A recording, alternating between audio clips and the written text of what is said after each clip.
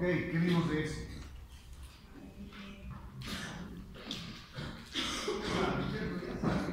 Esto ya es repetitivo, ¿no es cierto? Nada sin venir leyendo, nada, ninguna clase, ¿no es cierto? La unión neuromuscular. Vimos el acoplamiento, excitación, contracción, como la excitación en el último término de la fibra nerviosa producía contracción. Con los chicos de las 6 lo veremos hoy a las 9, no hay ningún problema. Pero con los chicos de la 1 eso ya hemos visto. ¿Okay? ¿Qué vimos? Especialmente del acoplamiento. Lo que vimos fue que ¿cómo se libera la acetilcolina? ¿Cómo se libera? Se libera a través del regreso de calcio. O sea, él dice hipotéticamente que el calcio ayuda a que se acople al citoesqueleto a las vesículas de acetilcolina que se van a liberar posteriormente en lo que es la sinapsis. Entonces, al liberarse la acetilcolina, va a... Pero, compañeros, cuéntales cuántas vesículas de acetilcolina ya más nada. ¿Cuántas se liberan? Pero hay miles, ¿no? ¿Hay que tomar en cuenta que cuántas moléculas tiene cada vesícula? 10.000.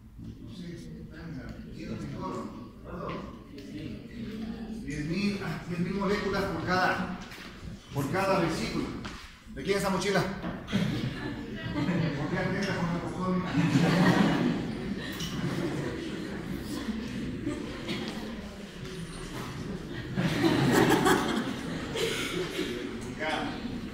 Ok. Bueno, hasta ahí no hay ningún problema. Entonces, si libera la acetilcolina y la acetilcolina, ¿qué hace después?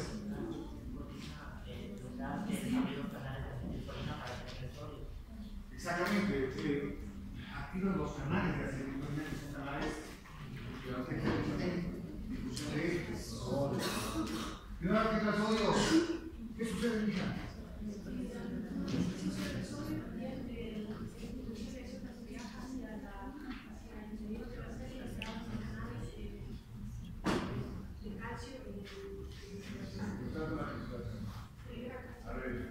Se activan los canales de acetilcolina y se abren los canales de acetilcolina y ingresa sodio y se crea un potencial de placa terminal.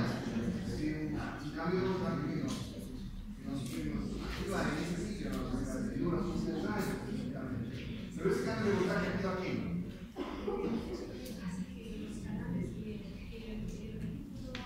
Espérate lo que no te sale. Una vez que tenemos el potencial de placa terminal, ese cambio de voltaje activa a quién?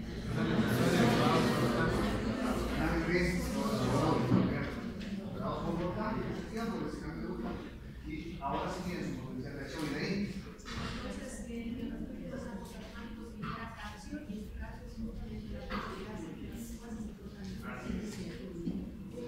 ¿Qué hace el calcio? Eso ya sabemos. ¿Qué hace el calcio cuando se libera al sarcoplasma?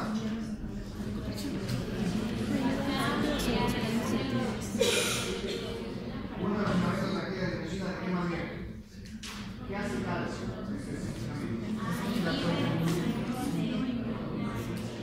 Mire, rompemos troponina con miosina, porque se va a ligar a la troponina 6, ¿no es cierto? Nos ayuda con un cambio de conformación de manera que se liberan. ¿Quiénes se liberan? Cuando entra el calcio que cambia de conformación, los sitios activos, y ahí se produce la fuerza de atracción entre la cabeza y los sitios activos, y luego se da el golpe de fuerza, que es obviamente la contracción, ¿verdad? Ok, estamos claros. Si algo tiene de apasionante la fisiología, uno de sus máximos exponentes está en la fisiología, indudablemente.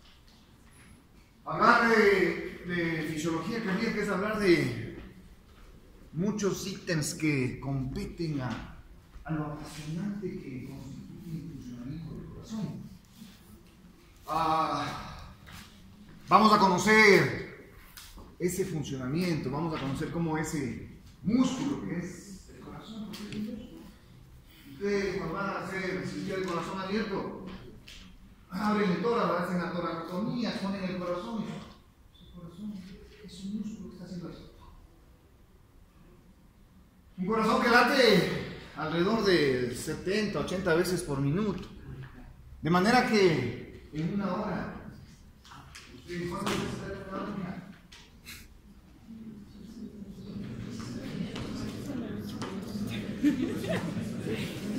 Esas mismas veces, ¿no es cierto? Y entonces ese corazón que en un día late cientos de veces, ¿no? Que en una semana late miles de veces. Y entonces un corazón que ha latido por ustedes 18, 19 o 20 años, ¿no es cierto? Haciendo esto, porque el corazón hace esto, el corazón hace esto, ¿no? Y entonces bombea sangre, porque se contrae y bombea sangre hacia los sistemas arteriales. Esa es su función. Pero para que haga esto, se suscitan un montón de fenómenos que tienen que ver con fisiología cardíaca, que en estas clases las vamos a ir dilucidando, ¿ok? Muy bien, fisiológicamente el corazón se divide en dos. Fisiológicamente. Volvemos de la parte anatómica, fisiológicamente se dividen en dos. En un corazón derecho y un corazón izquierdo, ¿no es cierto? Y entonces yo tengo un corazón derecho y un corazón izquierdo. Cada lado fisiológico del corazón tiene una aurícula y un ventrículo. Cada aurícula del ventrículo respectivo se separa por las válvulas auriculoventriculares. La derecha es la tricúspide y la izquierda es la lateral.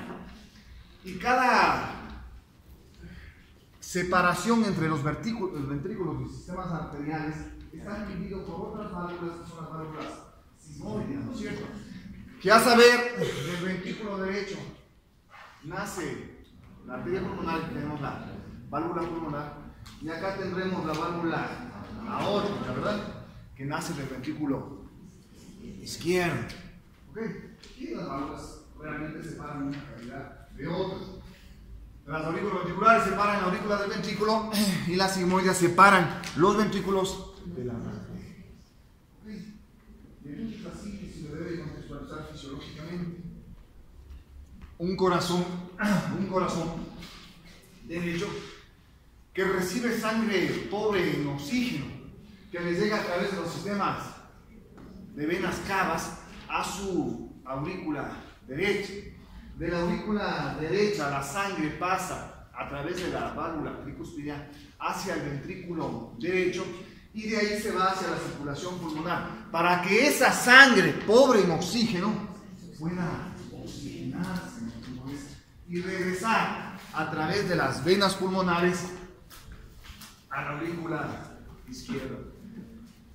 Ojo con una cosa, fisiológicamente no olviden que todo lo que sale de los ventrículos se denomina arterias.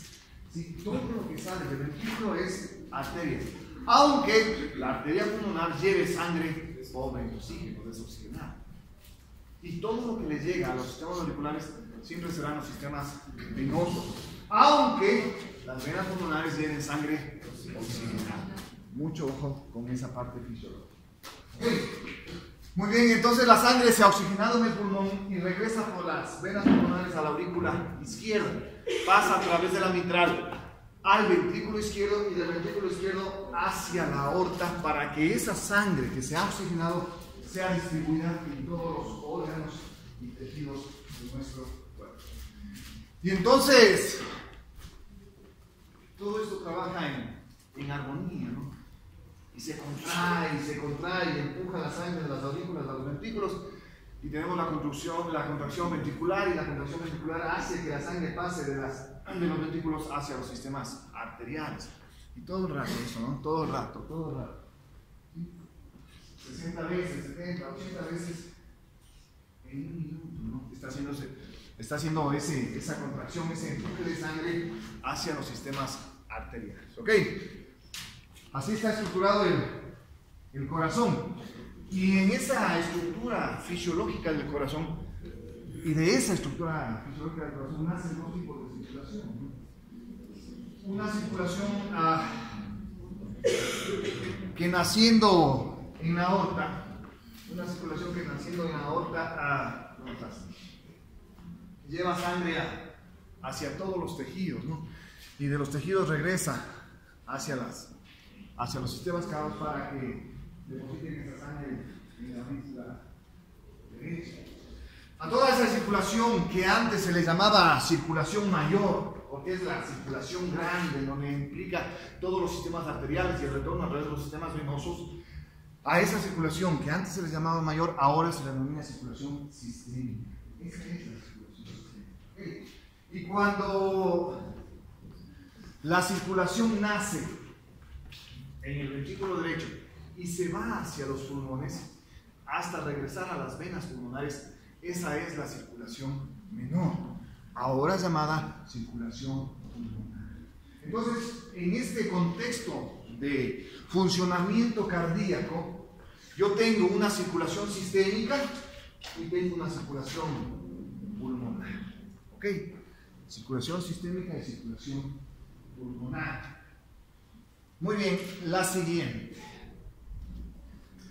Este es un gráfico de un corte de corazón, el cual nunca deben olvidar, porque esto representa en esencia cómo está constituido el músculo cardíaco. No olviden que la gran mayoría de nuestro corazón es ventrículo izquierdo, porque es el que trabaja más presión. Es como cuando hacemos pesas, ¿no es cierto? Si yo hago pesas de 1 kilogramo con el brazo derecho y hago pesas de 10 kilogramos en el brazo izquierdo y hago las mismas series, las mismas secuencias con diferentes pesos, ¿cuál se hipertrofia más? Exactamente el izquierdo, porque está ejerciendo una mayor presión, una mayor fuerza de trabajo. ¿Ok? Lo mismo pasa acá. Absolutamente lo mismo. El ventrículo izquierdo es mucho más hipertrofiado, es más hipertrófico. ¿Por qué? Porque trabaja con mayor presión, hace una mayor fuerza. Y entonces, como hace mayor fuerza y trabaja con mayor presión, tiene mucho más músculo. De manera que cuando estamos operando corazón y se hace la toracotomía y se expone el corazón al abrir el pericardio, lo que se ve es ventrículo izquierdo, ¿no? Y el corazón late, ¿no? Y el ventrículo izquierdo fuerte, potente, anterior, ¿no? 80% de nuestro corazón es ventrículo izquierdo. Ventrículo izquierdo, fuerte, potente. Miren la diferencia entre este músculo y este músculo, ¿no? A un corte transversal. Entonces el ventrículo izquierdo, parte importantísima del funcionamiento cardíaco, por las condiciones que les estoy explicando. Y si hacemos un corte de ese músculo, veremos que el músculo cardíaco está constituido por lo que se conoce como el sincitio cardíaco, ¿no? El sincitio cardíaco es el tejido cardíaco en sí, ¿ok? Como ustedes pueden ver en esa gráfica que está bien hecha, más o menos esto debería hacer así, ¿eh? Y aquí se unen las membranas celulares. Se adosan una membrana celular de una fibra cardíaca con otra. Y a estos se les conoce como los discos intercalares. Los discos intercalares están aquí, entonces, en la unión de una célula con otra. Discos intercalares. La fusión de dos membranas celulares de la fibra cardíaca.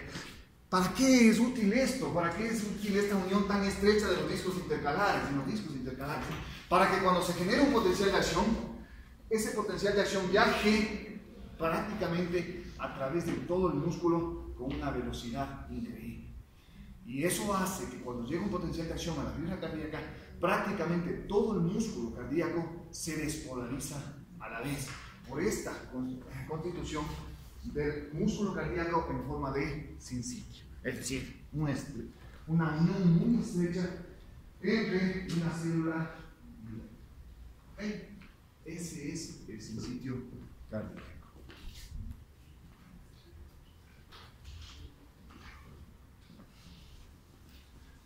Recordarán cuando hablábamos de potenciales de acción, ¿no?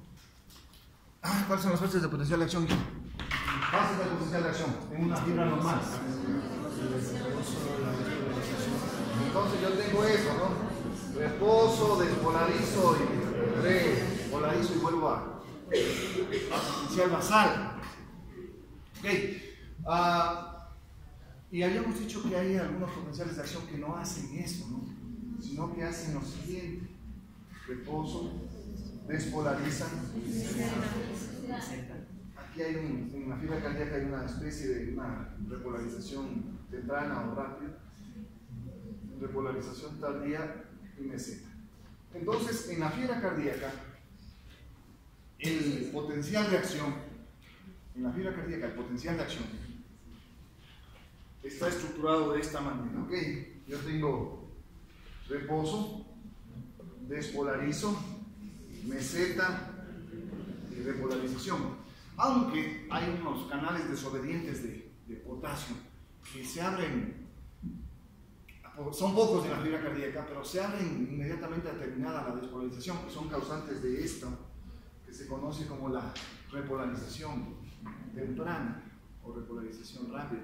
Pero son muy pocos y inmediatamente se cierran, entonces prácticamente no es importante en el contexto general del potencial de acción de la fibra cardíaca. ¿Okay? Aunque sí se lo detalla y ustedes lo deben conocer. Hay unos poquitos canales que se abren pero se inactivan inmediatamente, que son los responsables de la repolarización temprana.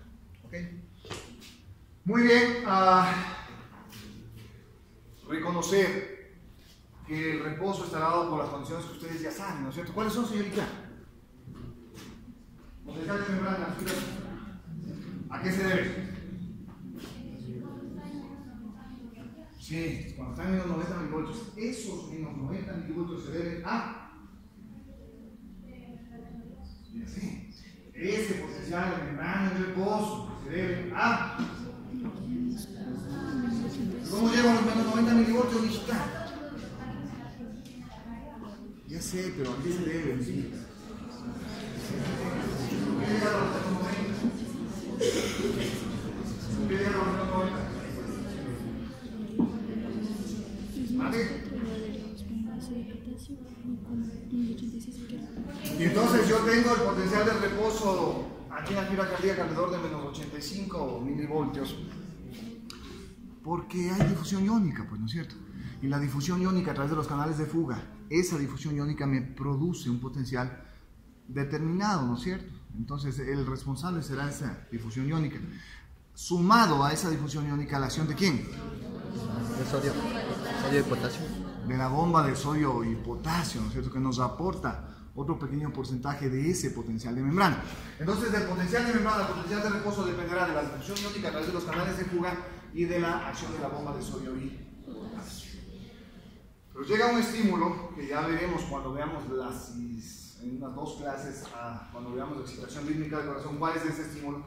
Que está dado esencialmente por las fibras cardioeléctricas del corazón, los que transmiten electricidad, que naciendo en el nódulo sinusal llevan todo ese impulso eléctrico a todo el músculo cardíaco.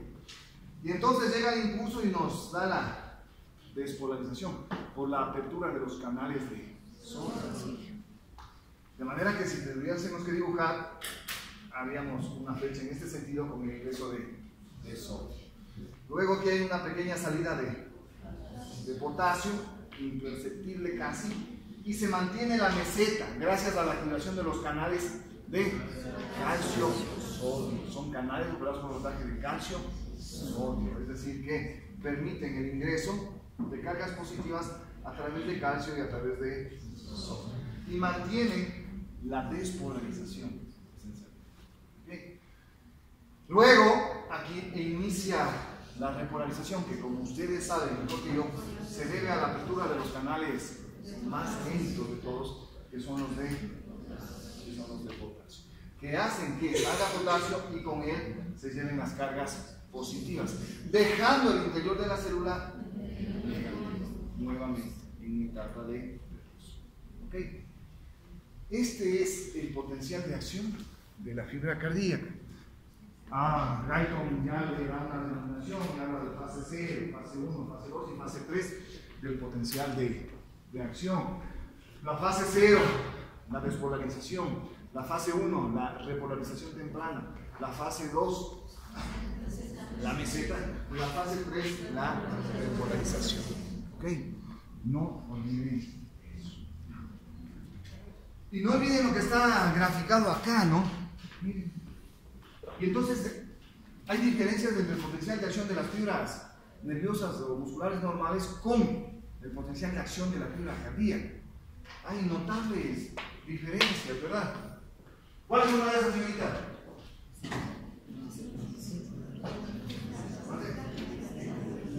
Ya, la presencia de la meseta, ¿no es cierto? La meseta no está presente en el potencial de acción de la fibra normal, pero esta meseta hace que el potencial de acción en la fibra cardíaca sea mucho más largo, que se demore más que el potencial de acción en las otras fibras, lo primero. Y lo segundo, si ustedes ven bien, los canales de potasio se activan en las fibras normales, en las no cardíacas, se activan inmediatamente finalizada la despolarización. Es decir, que aquí tienen una activación de los canales de potasio mucho más rápida.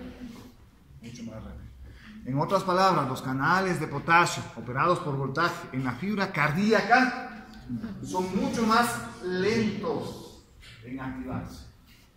Porque si se activasen aquí, no nos daría chance a mantener meseta, ¿no es cierto? Y entonces se demora mucho más tiempo en activarse este canal. Nos da tiempo de que exista meseta. Y eso hará naturalmente que todo el potencial de acción se prolongue en tiempo. Y eso hará una cosa importantísima para nuestro corazón. Hará que el calcio que está a nivel extracelular pueda ingresar a la célula durante un potencial de acción. Algo que no sucedía, por ejemplo, en la fibra muscular estriada, ¿cierto?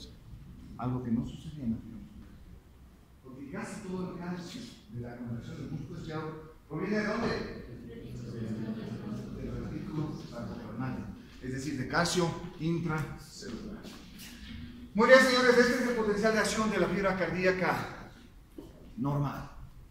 No se olvide que entonces yo tengo reposo, despolarizo, repolarización temprana, meseta y repolarización tardía. Tres fases de potencial de acción, si es que vamos desde la fase 0, que es la despolarización. ¿Ok? Muy bien. Y esto es lo que ya les he mencionado hace un momento. ¿Ok? Esta es la clase que vimos en la semana pasada, realmente, la última clase de acoplamiento, excitación, contracción. Recuerda usted, ese acoplamiento, excitación, contracción tiene que ver con el paso de la fibra nerviosa a la fibra muscular. ¿Qué es lo que sucedía en la fibra estriada normal, ¿no? Digamos que estas son las hendiduras subneurales. Sale la fibra. Estos son los túbulos T, ¿no es cierto? Los túbulos transversos. Y aquí están los retículos.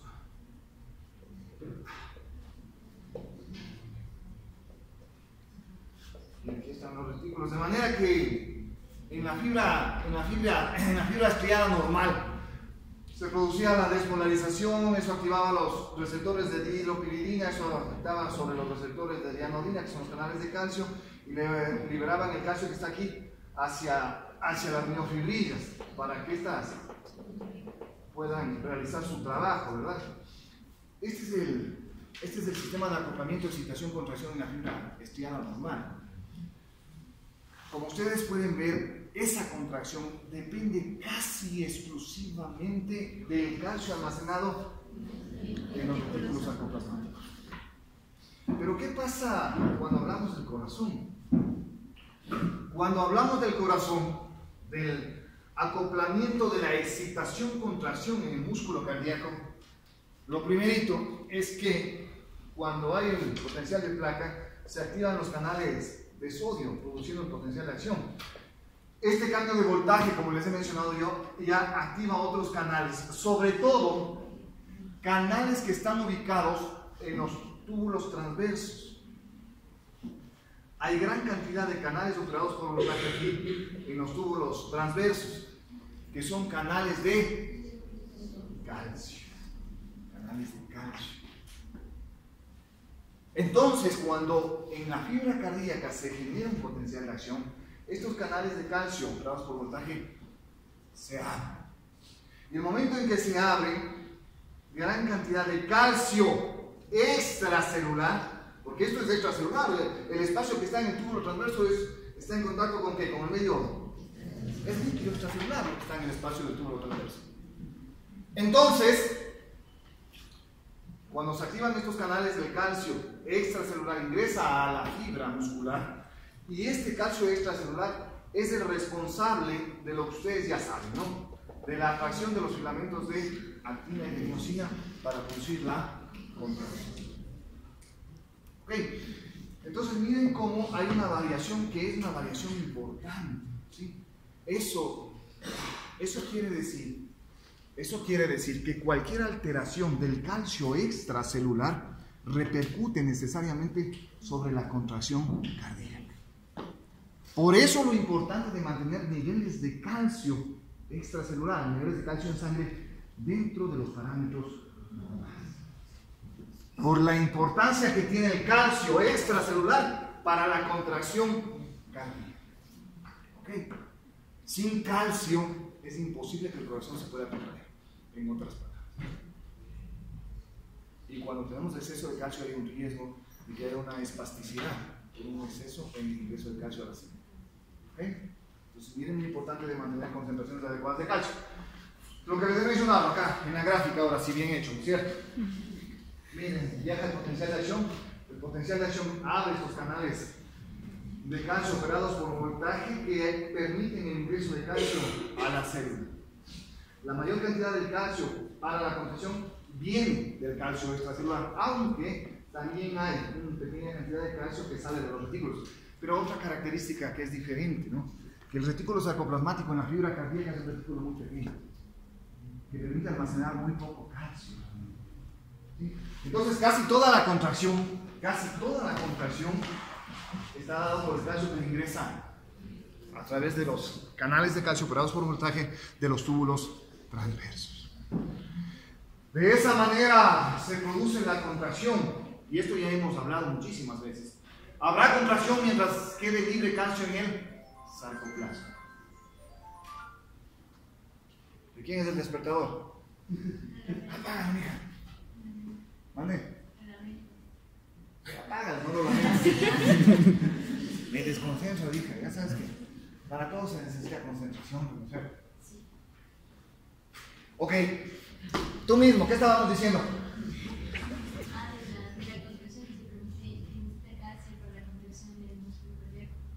Claro que se necesita calcio. ¿De dónde? Del medio extracelular, es decir, el calcio que está fuera de la célula es importante. Una vez que el calcio ingresa al sarcoplasma, produce la contracción, pero como ya hemos mencionado, también no nos interesa que el corazón se quede contraído. Necesitamos eliminar el calcio del interior de la célula, ¿no es cierto? Del sarcoplasma, de las miofibrillas. Y entonces este calcio sale aquí en el músculo cardíaco por dos vías. A través de las bombas primarias, que ya sabemos que almacena calcio en el retículo, y la vía más importante para sacar calcio de la fibra cardíaca es el contratransportador. ¿Se acuerdan del contratransportador? Alguna vez les tomé, ¿no? Cuando hablábamos del contratransporte. Aquí hay un contratransportador de calcio-sodio. Y entonces, ¿dónde estás acá? Y entonces, todo ese calcio que ingresó a la célula, por este contratransportador, es sacado de la célula nuevamente a su medio natural, que es el medio extracelular, e ingresa sodio. Pero inmediatamente, este sodio que ingresa a través de este contratransporte es sacado a su medio natural por las bombas de sodio y potasio. Benditas bombas de sodio y potasio, ¿no?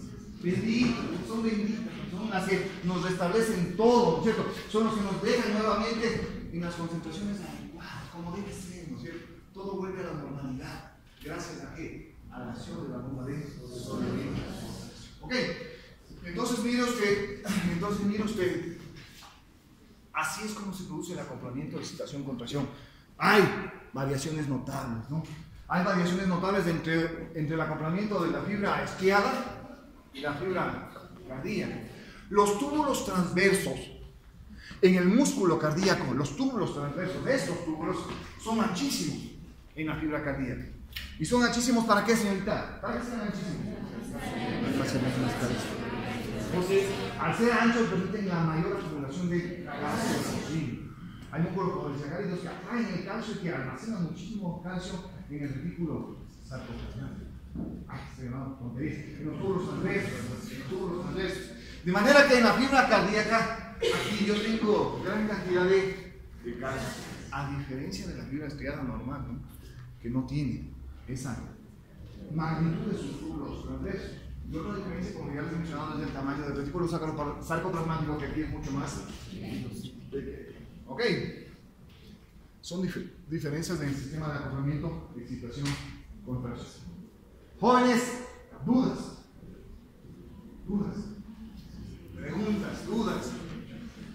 Mire que solo hemos visto generalidades, ¿no? Generalidades de todo esto. Potenciales de acción, generación del potencial de acción, cómo está constituido el músculo y cómo está constituido nuestro músculo el corazón. ¿Okay? ¿No hay dudas? ¿Permite algo la fase de repolarización temprana? No, nada. No afecta absolutamente nada. No. Tanto así que casi no baja el voltaje. Pero no detallan porque realmente se produce una pequeña salida de potasio de la célula. Pero no afecta nada porque también estás empezando a ver cantidad de calcio y sodio. No afecta nada el voltaje de la célula. Ok.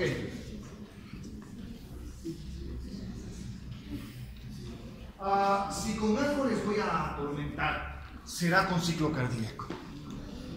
Si con algo van a tener que soñar, no es con sus helados velados, es con el ciclo cardíaco. Absolutamente cierto eso, ¿no es cierto?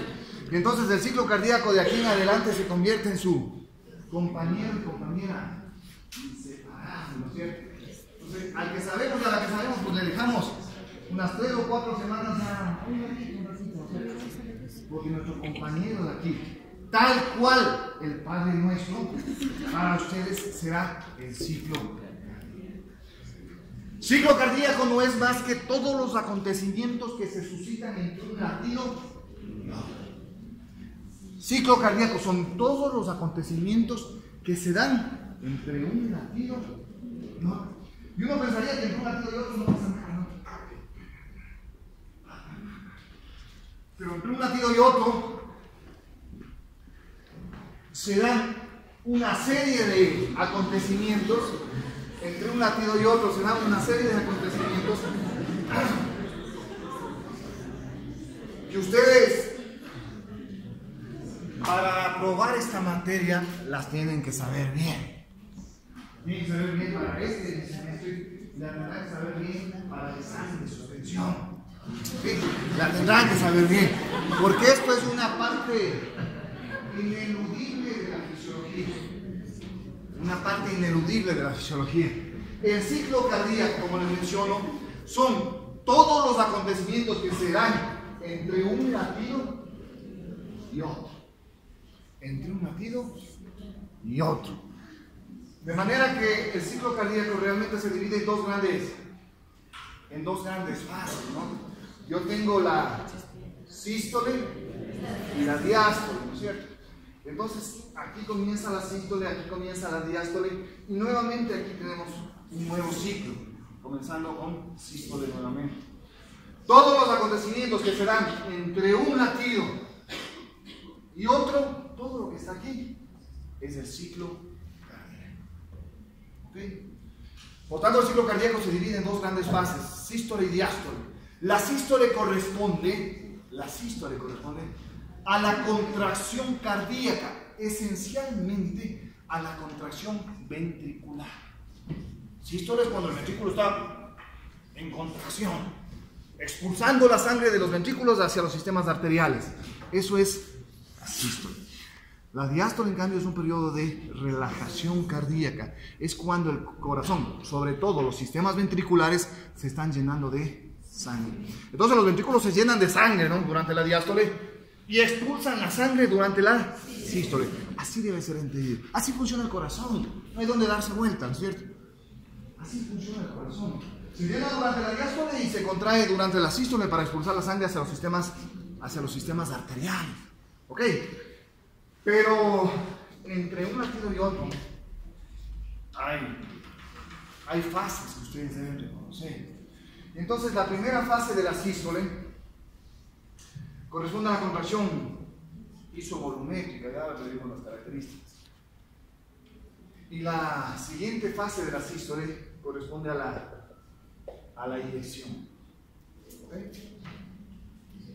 Lo mismo que la diástole, tiene fases, ¿no? Y la diástole tiene su primera fase, que es la relajación isovolumétrica, y luego vienen las fases de llenado ventricular. ¿Sí? Y entonces yo tengo llenado rápido, tengo diástasis, que es el llenado intermedio, y tengo la última parte del llenado ventricular, que corresponde a la contracción auricular, o lo que es lo mismo, la sístole auricular, que son las fases de la diástole. Por lo tanto, estas son las fases del ciclo cardíaco, que han sido ¿cuáles? Sístole y diástole. Y de la sístole y de la diástole han sido ¿cuáles? Y entonces yo tengo contracción isovolumétrica, eyección, relajación isovolumétrica, llenado rápido, diástasis, sístole auricular. Esas son las fases del ciclo cardíaco. ¿Ok? Esas están representadas acá. Entonces aquí tenemos la primera fase, que es la contracción isovolumétrica, tenemos la eyección, tenemos la relajación isovolumétrica o isovolúmica, como ustedes quieran llamarle, llenado rápido, diástasis y sístole auricular. Y comenzamos un nuevo ciclo, nuevamente. Sístole, ¿con qué comienza la sístole? Contracción isovolumétrica, eyección, se acabó la sístole. Comenzamos la diástole, relajación isovolumétrica, llenado rápido, diástasis y contracción auricular. Ese es el ciclo cardíaco. Ahora bien, en ese ciclo cardíaco nosotros podemos analizar a nivel cardíaco muchas cosas. Y entonces, esto no es un análisis realmente pues, para analizar ciclo cardíaco. Y entonces dice, bueno, pues analicemos la presión en el ventrículo izquierdo.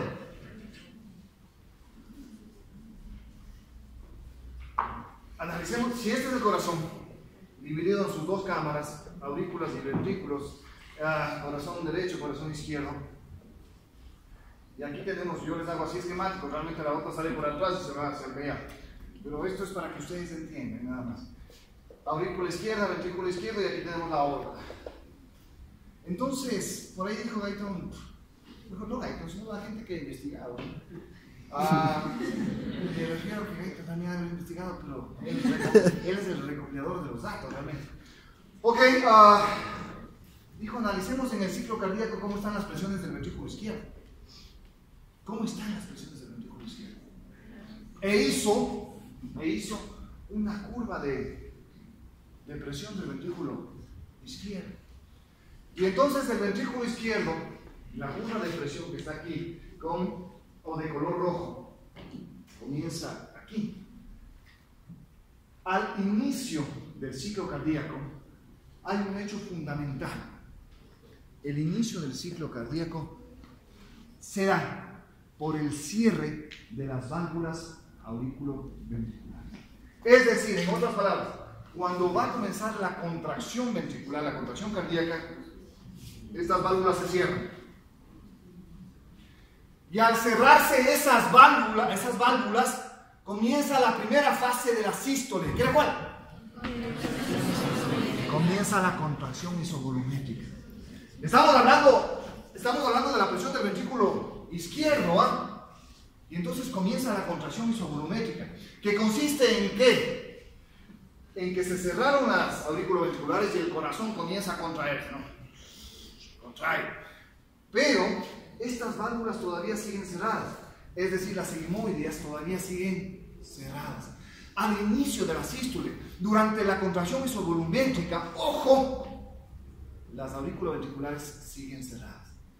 Y se cerraron las auriculoventriculares. Y el corazón comienza a contraerse, ¿no? Con potencia. Y se contrae. Y como se está contrayendo, aumenta ¿qué? Perfecto, señores, aumenta la presión. Ah, cierto, ¿no? Inició la sístole, contracción isovolúmetrica y aumentó la presión. Y aumenta la presión en el interior del ventrículo izquierdo, ¿no? Aumenta la presión en el interior del ventrículo izquierdo. Y esa presión se hace tan alta, ¿Qué pasa si estamos empujando algo? La presión es tan alta que vamos a vencer ¿qué? La resistencia que le estamos haciendo a la válvula, ¿cierto? Y se abre la válvula. El momento en que se abre la válvula, la presión en el interior del ventrículo izquierdo está alrededor de 80 milímetros de mercurio. Y entonces, en la apertura de la válvula aórtica, ustedes deben estar marcando 80 milímetros de mercurio, si no, no les sirve. Si no, me están distorsionando el ciclo cardíaco. Si no, no es verdad lo que están poniendo. Ok, entonces, las válvulas auriculoventriculares se abren cuando la presión en el interior del ventrículo ha llegado a ¿qué? Es decir, la presión se hizo tan alta acá que abre la válvula aórtica. Eso se da en los 80 milímetros de mercurio. ¿Y qué va a pasar si se abre la válvula, hijo? No es cierto. Comenzamos de nuevo la nueva fase de la sístole, que es que perfecto, señores, la eyección. Y el ventrículo sigue contrayéndose con fuerza, ¿no? Para poder inyectar la sangre hacia los sistemas arteriales. Y se contrae y llega a su presión sistólica máxima. Del ventrículo izquierdo estamos hablando, que es de 120 milímetros de mercurio. Sí, ciertamente. Se sigue contrayendo el corazón y llegamos a ¿cuánto? A 120. Presión sistólica máxima del ventrículo izquierdo. Pero como la sangre durante la contracción está saliendo hacia la aorta, pues ya la presión comienza a disminuir. Y a la vez, la presión en la aorta comienza a aumentar por la eyección. Esa presión aumentada de la aorta, esta presión por la llegada de la sangre, es la responsable, después de la contracción enérgica del ventrículo, de cerrar nuevamente la válvula aórtica. Eso se da alrededor de los 100 milímetros de mercurio de presión aórtica. Ahí es cuando se cierra la válvula, la válvula aórtica. Entonces, el cierre de la válvula aórtica en la curva de presión aórtica debe estar en 100, porque si le ponen en 70 a los 120, no es cierto. Debe estar en 100, clarito. ¿Ok? Y se cierra la válvula aórtica e iniciamos en el ventrículo una nueva fase. ¿Qué es cuál?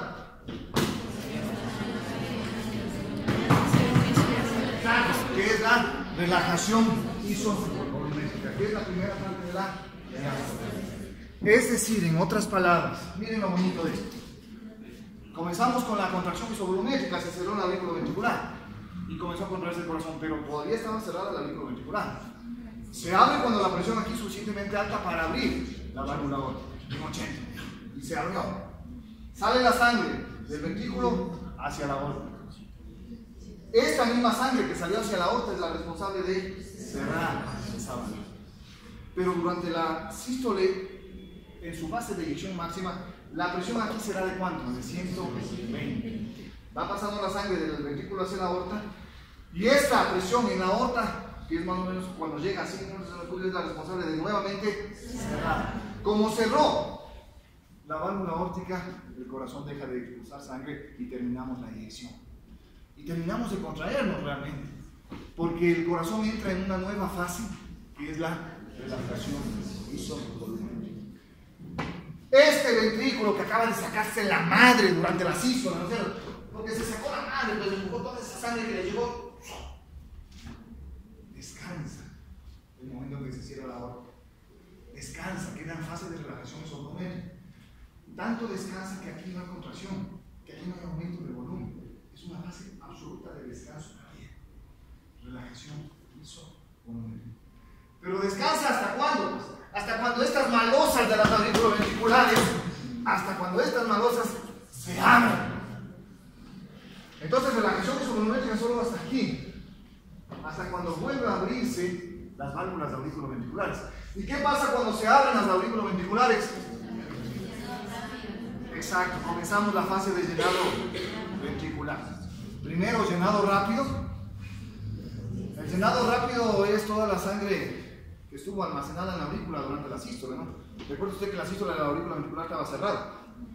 Eso quiere decir que durante este cierre, la sangre que estaba llegando por las venas pulmonares estaba almacenándose aquí. Por eso cuando se abre la aurícula ventricular pasa violentamente la sangre de la aurícula del ventrículo. ¿Fase de qué? Fase de llenado ventricular. Aquí. Luego viene la diástasis, que es la sangre que está retornando por las venas pulmonares. Es la diástasis. Sangre que ya no acumulada, sino la propia del retorno de las venas pulmonares.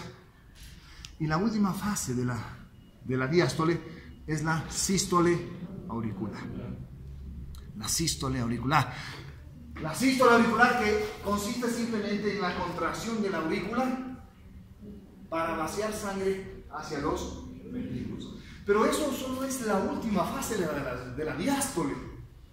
La sístole auricular no es importante para el llenado ventricular. Ojo con lo que les digo, ¿ah? Ojo, porque uno cree o tiene la creencia de se contrae la aurícula, toda la sangre es el ventrículo, y la contracción auricular es la responsable del llenado ventricular. Y eso no es cierto. Fisiológicamente eso no es cierto. La contracción auricular, la sístole auricular, solo representa el 20% del llenado del ventrículo. Es decir, la contracción auricular solo representa el 80% de la sangre que está llegando al ventrículo. El 80% proviene del llenado rápido o de la diástasis. Es decir, de esa sangre que estuvo acumulada en la aurícula y pasa cuando se abre la aurícula ventricular, o de las venas pulmonares. El 80% proviene de esas fuentes. Llenado rápido y diástasis. Solo al final de la diástole, la aurícula dice, bueno, pues hagamos algo, ¿no es cierto? Se contrae y expulsa un 20% adicional al llenado ventricular. Por eso es que las personas podemos vivir con fibrilación auricular, pues, sin ningún problema. La fibrilación auricular quiere decir que la aurícula no se contrae, está fibrilando, hace esto. Pasa algo con el paciente, no pasa nada. No pasa nada. Porque para que se llene el ventrículo yo no necesito la contracción de la aurícula. Necesito que todo funcione adecuadamente durante el ciclo cardíaco, nada más. ¿Ok? Entonces, ojo con esto. Ojo con eso que es, perdónenme, fisiología. ¿Ok? Ya tienen para entretenerse lindísimo, ¿no? Para entretenerse. Nos vemos mañana, nos quedamos solo con la curva de presión ventricular. Mañana seguimos con ciclo cardíaco. Dudas.